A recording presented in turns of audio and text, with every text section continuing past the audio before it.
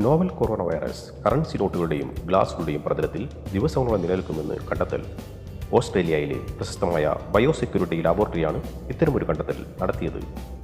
Paper currency, touch screen ഡിവൈസുകൾ, വസ്തുക്കളുടെ handle, ദണ്ട് തുടങ്ങിയവയിൽ virus 28 ദിവസത്തോളം നിലനിൽക്കുമെന്ന് പഠനത്തിൽ കണ്ടെത്തി. മിനുസമാർന്ന ഉപരിതലത്തോടു കൂടിയ മൊബൈൽ ഫോൺ സ്ക്രീനുകൾ, പ്ലാസ്റ്റിക് ബാങ്ക് നോട്ടുകൾ തുടങ്ങിയവയിൽ 28 ദിവസത്തോളം വൈറസിന്റെ സാന്നിധ്യം ശാസ്ത്രജ്ഞന്മാർ കണ്ടെത്തി. മുറിയിലെ താപനിലയിൽ അല്ലെങ്കിൽ 20 ഡിഗ്രി സെൽഷ്യസിലാണ് 28 ദിവസത്തെ പരിധി വൈറസിന് കൽപ്പിക്കപ്പെടുന്നത്.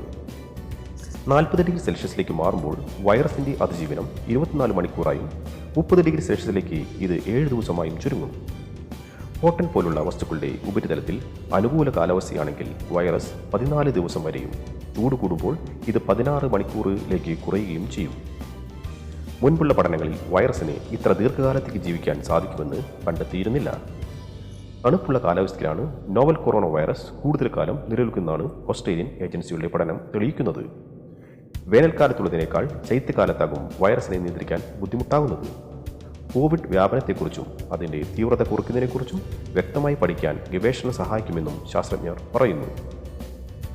രോഗബാധിതനായ ഒരാളുമായി നേരിട്ട് സമ്പർക്കത്തിൽ വരുന്നതാണ് സുപ്രധാനമായും കോവിഡ് ബാധിക്കുന്നതിന് കാരണമായി ചൂണ്ടിക്കാണിക്കപ്പെടുന്നത്.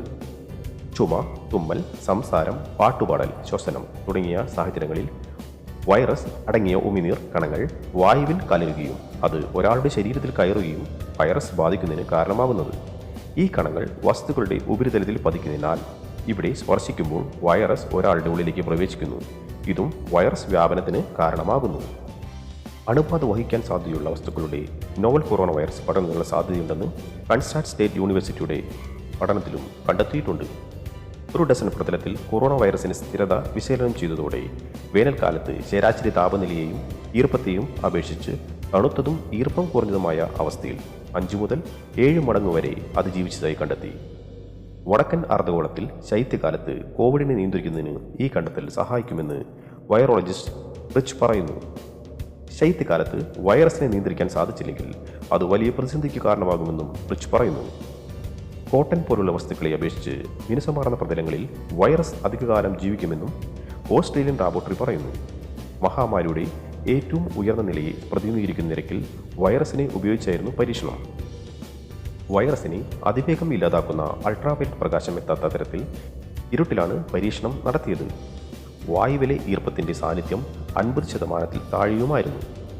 സൂര്യപ്രകാശം നേരിട്ട് പതിക്കുന്നതിന് വൈറസിനെ പ്രവർത്തനരഹിതമാക്കുമെന്ന് മുൻ ഗവേഷണങ്ങളുടെ അടിസ്ഥാനത്തിലായിരുന്നു ഇത്.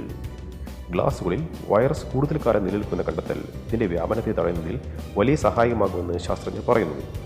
Mobile phone, bank ATM, super മാർക്കറ്റിലെ സ്വയം ചെക്കൗട്ടുകൾ, എയർപോർട്ട് ചെക്ക് ഇൻ തുടങ്ങിയ ഇടങ്ങളിൽ സ്ഥിരമായി വൃത്തിയാക്കലുകൾ നടക്കാറില്ല. അതിനാൽ ഇവിടങ്ങളിൽ നിന്ന് വൈറസ് ബാധിക്കാനുള്ള സാധ്യത അത്യധികമാണെന്ന് ശാസ്ത്രജ്ഞർ വ്യക്തമാക്കി.